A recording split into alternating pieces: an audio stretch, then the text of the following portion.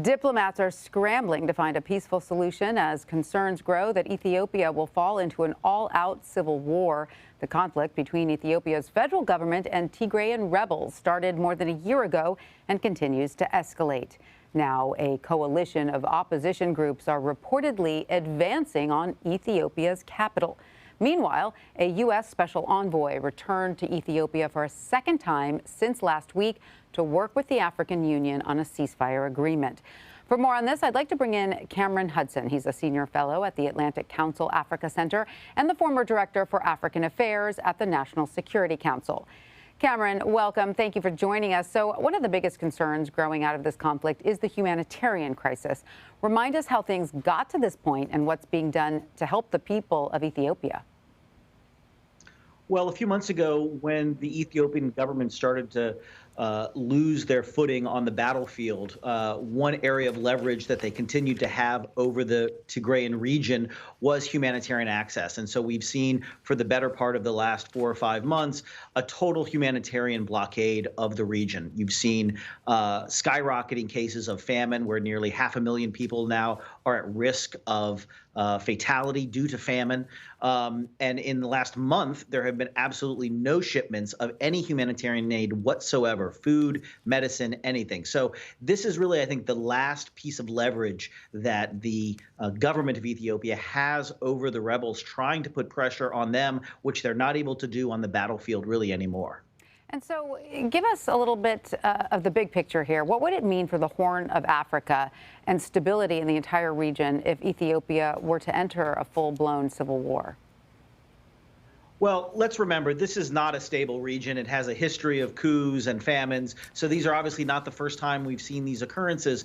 But for Ethiopia to fall, which for the better part of the last 30 years has really been the bedrock of stability in this region. Ethiopia has been a contributor to peacekeeping operations, mediating peace in neighboring states like Sudan and South Sudan, and intervening in Somalia to fight terrorism there on behalf of the United States. To lose Ethiopia, to see this government fall, and potentially to see a massive refugee exodus. Let's remember, Ethiopia is the second largest country in Africa. Over 110 million people live there. So to see unstable states as its neighbors become taxed with an outflow of refugees or fighters could destabilize the entire region and really be catastrophic to U.S. interests. Which is why the African Union hopes to have a ceasefire in place this week. But what is the likelihood of that, and what steps is the international community prepared to take if neither Prime Minister Abiy Ahmed or the Tigrayan rebels come to a peaceful resolution? Well, there's clearly a full court press going on internationally. You're seeing for the first time in a long time the UN Security Council taking notice, putting out some very harsh statements, consensus statements that include China and Russia, which is surprising.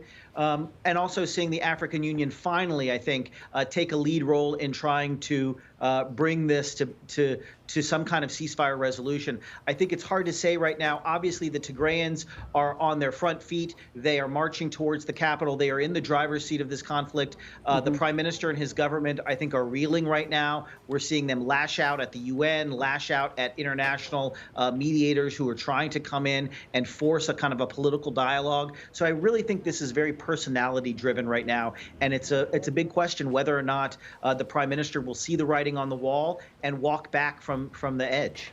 Well, you know, let's dive into that comment a little bit about being personality driven, because often these sorts of regional conflicts can be that.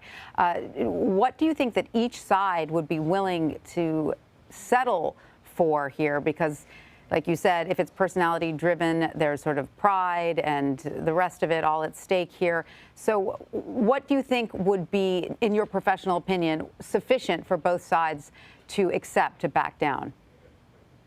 Well, for the Tigrayans, I think right now, the #1 priority for them is opening up humanitarian access to the region. They have stated that the reason that they're marching on the capital is to break the humanitarian siege on their people. There's 7 million people suffering from a lack of humanitarian access. So I think if the government were to break that siege and allow unlimited humanitarian access to the region, I think that would probably do the trick in the short term. Obviously, in the long term, there are political talks that have to happen, really fundamental constitutional issues of how ethnicity is treated in this country that have to be resolved. The core elements of this conflict remain unresolved. For Prime Minister Abiy, I think a unilateral ceasefire by the Tigrayans would perhaps, and also pulling back from other regions of Ethiopia that the Tigrayans have entered into, expanding this combat, trying to put pressure on Prime Minister Abiy. If they did that unilaterally, I think you would see the Prime Minister probably respond favorably. However, I think the likelihood of either side taking those steps is extremely unlikely at this point. Both sides see their very existence threatened by the other, and those maximalist positions are very hard to walk back from. And then, of course, the Ethiopian people are the ones who suffer caught in the middle. All right. Well, Cameron Hudson, thank you so much for joining us. We appreciate your insight. Thanks very much.